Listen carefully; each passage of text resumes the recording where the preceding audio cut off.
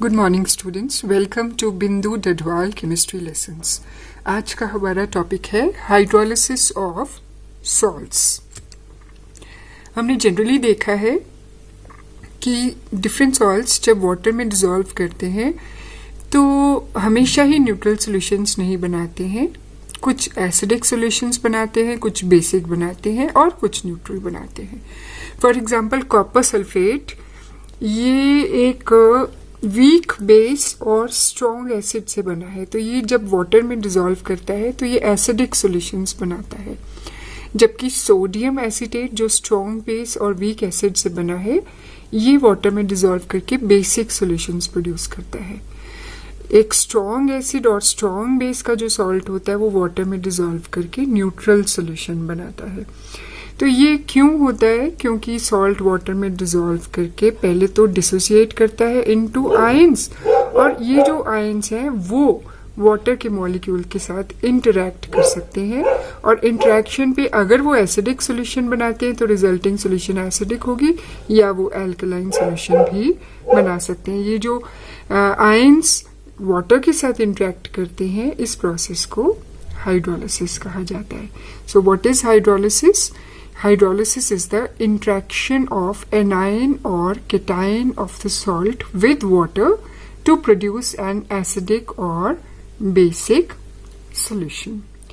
ये जो हाइड्रोलिसिस का प्रोसेस है, जैसे सॉल्ट को वाटर के साथ डिसॉल्व किया, एक एसिड या बेस बना, तो ये जो प्रोसेस है ये न्यूट्रलाइजेशन का रिवर्स प्रोसेस है। न्यूट्रलाइजेशन में क्या होता था? एसिड बेस के साथ रिएक्ट करके सॉल्ट एंड वाटर बनाता था। यहाँ सॉल्ट वाटर के साथ रिएक्ट करके एसिड और बेस बना सकता है। इस रिएक्शन के लिए, हाइड्रोलिसिस रिएक्शन के लिए जो इक्विलिब्रियम कांस्टेंट है उसको हम कहते हैं हाइड्रोलिसिस कांस्टेंट। कंसिडर करते हैं एक सॉल्ट MX जो कि एसिड HX और बेस MOH से मिलकर बना है। तो इसका हाइड्रोलिसिस का रिएक्शन होगा, पहले तो सॉल्ट वाटर में डिसॉल्व करके अपने आयंस बनाएगा। ये जो आयंस है X नेगेटिव एनायन वाटर के H के साथ HX, और M जो है वाटर के OH के साथ MOH बेस बनाएगा। इस केस में जो ये एनायन है, जब ये सॉल्ट आयोनाइज करता है तो M+ और X नेगेटिव आयंस बनाता है। तो X नेगेटिव एनायंस वाटर के साथ इंटरैक्ट करके HX एसिड बनाएंगे और साथ में OH नेगेटिव आयंस बनाएंगे। तो ये वाटर को ब्रेक कर रहा है, एनायन वाटर को ब्रेक करके एसिड और हाइड्रोक्साइड आयन बनाना है। इस तरह के इसमें वाटर ब्रेक हुआ है, इस तरह के रिएक्शन को हम एनायन हाइड्रोलिसिस कहेंगे, क्योंकि एनायन ने ये प्रोसेस कराया है। और इस रिएक्शन के लिए हाइड्रोलिसिस कांस्टेंट होगा concentration of products upon concentration of reactants. तो HX into OH negative upon X negative into concentration of water, क्योंकि वाटर की कांस्टेंट होती है तो वाटर को इक्विलिब्रियम कांस्टेंट में ही मर्ज कर देते हैं, और रिजल्टिंग कांस्टेंट को हम हाइड्रोलिसिस कांस्टेंट कहते हैं। तो in the end hydrolysis constant will be concentration of acid into concentration of hydroxyl ions upon concentration of anion या salt। ये जो फ्रैक्शन है जो टोटल सॉल्ट की जो हाइड्रोलाइज हुई है, क्योंकि सारा तो होता नहीं है, वीक होता है, तो उसको हम डिग्री ऑफ हाइड्रोलिसिस कहते हैं और उसको H से डिनोट करते हैं। तो सॉल्ट्स 4 तरह के हैं: salt of weak acid and strong base, salt of strong acid and weak base, salt of weak acid and weak base, and salt of strong acid and strong base। तो सभी का hydrolysis reaction हम study करेंगे। First है hydrolysis of salts of weak acid and strong base. तो ये देखा गया है कि जब वीक एसिड और स्ट्रॉन्ग बेस का सॉल्ट का हाइड्रोलिसिस होता है तो एल्कलाइन सॉल्यूशंस बनती हैं, क्योंकि फ्री हाइड्रोक्साइड आयंस प्रोड्यूस होते हैं।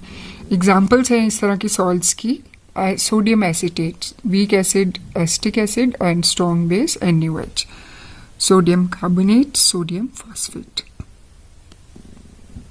Sodium acetate is a salt of weak acid, acetic acid and a strong base NOH. इसको जब वाटर में डिजोल्व करेंगे पहले तो ये कम्प्लीटली आयोनाइज हो जाएगा into acetate ions and sodium ions. अब क्योंकि सोडियम आयंस जो है ये स्ट्रॉन्ग बेस से बनते हैं तो ये कम्प्लीटली आयोनाइज्ड ही रहते हैं और ये वाटर को हाइड्रोलाइज नहीं करते हैं. एसिटेट वीक एसिड का है, ये वाटर के साथ इस तरीके से रिएक्ट करेगा और इसका H इधर आ जाएगा, एसिटिक एसिड बनेगा और हाइड्रोक्साइड आयन. क्योंकि एसिटिक एसिड एक वीक एसिड है, ये सोल्यूशन में अनआयोनाइज्ड फॉर्म में रहता है और सोल्यूशन में फ्री हाइड्रोक्सिल आयंस होने की वजह से सोल्यूशन अल्कलाइन हो जाता है. तो क्योंकि एनायन ने हाइड्रोलिसिस कराया है इसलिए इसको हम कहेंगे एनायन हाइड्रोलिसिस. ऐसे सोल्यूशन क्योंकि अल्कलाइन है इसका पीएच आप हमेशा देखेंगे इट इज मोर देन 7. तो इन जनरल इसको हम कंबाइंड फॉर्म में सोडियम एसिटेट वाटर के साथ रिएक्ट करके अनआयोनाइज्ड एसिटिक एसिड बना रहे हैं और सोडियम आयंस और हाइड्रोक्सिल आयंस बना रहे हैं जो सोल्यूशन को बेसिक कर रहे हैं. तो ये थी स्पेसिफिक एग्जांपल सोडियम एसिटेट. अगर हम इन जनरल कंसिडर करें कि हमारा जो सॉल्ट MX है it is made up of strong base MOH and weak acid HX, तो ये जब वाटर में जाएगा तो ये कम्प्लीटली आयोनाइज होगा इनटू M+ आयंस और X negative ions. M+ ions जो हैं वो these are cations of strong base, they remain in the solution as such. The X negative ions will hydrolyse the water.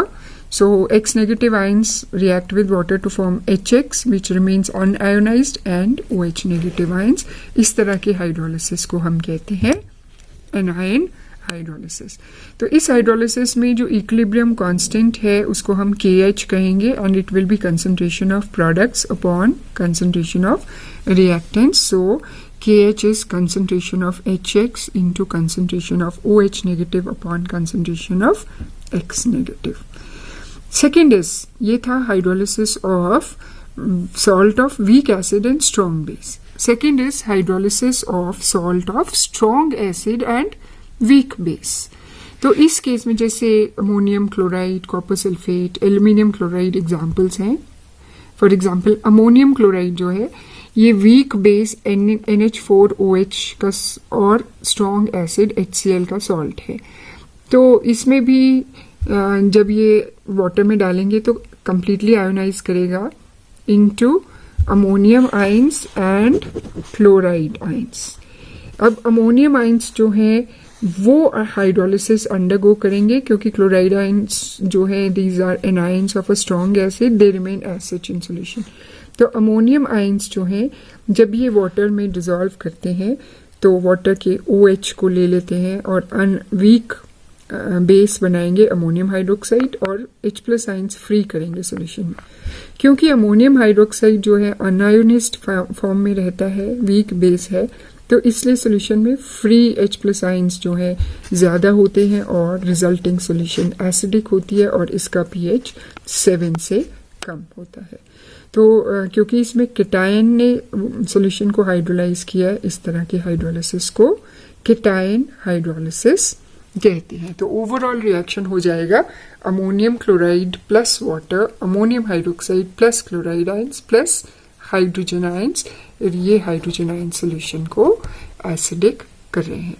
तो ये तो specific example थी. In general अगर हम सॉल्ट लेते हैं MX which is made up of a weak base and a strong acid. So strong acid remains as such in solution and weak base will the metal ions they will carry out the hydrolysis reaction. तो पहले तो water में ये completely ionize करते हैं into M+ ion and X negative ions. X negative क्योंकि strong acid का anion है तो ये solution में as such रहता है और जो cation है वो वाटर को हाइड्रोलाइज करता है into MOH and H+ ion. MOH weak base होने की वजह से अनायोनाइज्ड फॉर्म में रहता है और H+ आयन सोल्यूशन को एसिडिक कर देते हैं क्योंकि केटायन ने हाइड्रोलिसिस कराया है. इस तरह की हाइड्रोलिसिस को केटायनिक हाइड्रोलिसिस कहते हैं और इसके लिए hydrolysis constant will be concentration of products upon concentration of reactants, concentration of MOH into H+ upon M+, and pH will be less than 7. It will be acidic. Third is salt of weak acid and a weak base. तो इस case में क्योंकि दोनों ही week है, acid भी और base भी, तो दोनों ही हाइड्रोलिसिस अंडरगो करते हैं सेम और डिफरेंट एक्सटेंट में। अगर सेम एक्सटेंट में करते हैं तो न्यूट्रल होगा, अगर एसिड जो है ज्यादा बन रहा है तो एसिडिक सोल्यूशन होगी, और अगर बेस हाइड्रोक्सिल आयन ज्यादा बन रहे हैं तो बेसिक सोल्यूशन होगी। एग्जाम्पल्स हैं इस तरह की सॉल्ट्स की, ammonium acetate, ammonium carbonate, aluminium phosphate. For example ammonium acetate ammonium hydroxide weak base और वीक एसिड एसिटिक एसिड से मिलकर बना है।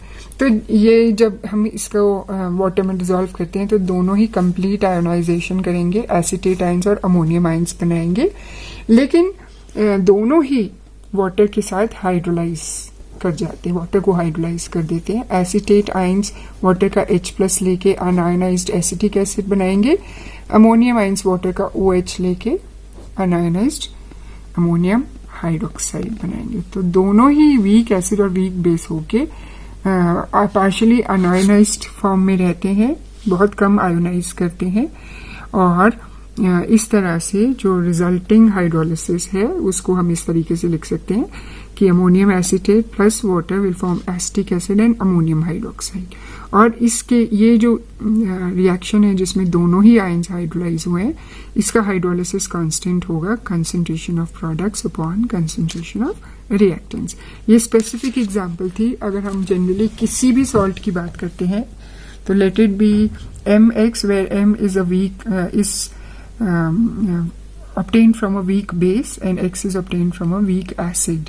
तो ये जब वाटर में आयोनाइज करेगा तो M+ और X नेगेटिव आयंस बनाएगा, दोनों ही वाटर को हाइड्रोलाइज करके MOH और HX बनाएंगे, और इस तरह से ये जो इक्वेशन है हाइड्रोलिसिस की इक्वेशन है, इसके लिए जो कांस्टेंट है that will be concentration of products upon concentration of reactants, MOH into HX upon M+ into X negative. और इस तरह से रिजल्टिंग सोल्यूशन जो है न्यूट्रल, एसिडिक या बेसिक हो सकती है, डिपेंडिंग अपॉन कि एसिड और बेस जो है उनकी सेम आयोनाइजेशन कांस्टेंट की वैल्यू है कि एक की ज्यादा और एक की कम है। जो स्ट्रॉन्ग फोर्थ है salt of strong acid and strong base. इस केस में ना तो केटाइन ना ही एनायन हाइड्रोलिसिस अंडरगो करता है, क्योंकि ये सॉल्ट जब कंप्लीटली आयोनाइज करता है तो जिन आयंस में वो डिसोसिएट करता है वो वाटर में भी उन्हीं आयंस के फॉर्म में रहता है, तो ये वाटर को हाइड्रोलाइज करने की इसको जरूरत नहीं पड़ती है, ऑलरेडी आयनिक फॉर्म में होता है। तो इस तरह से रिजल्टिंग सोल्यूशन ना तो एसिडिक होती है ना बेसिक होती है, वो न्यूट्रल ही रहती है। तो this is all about hydrolysis. Thank you, have a nice day.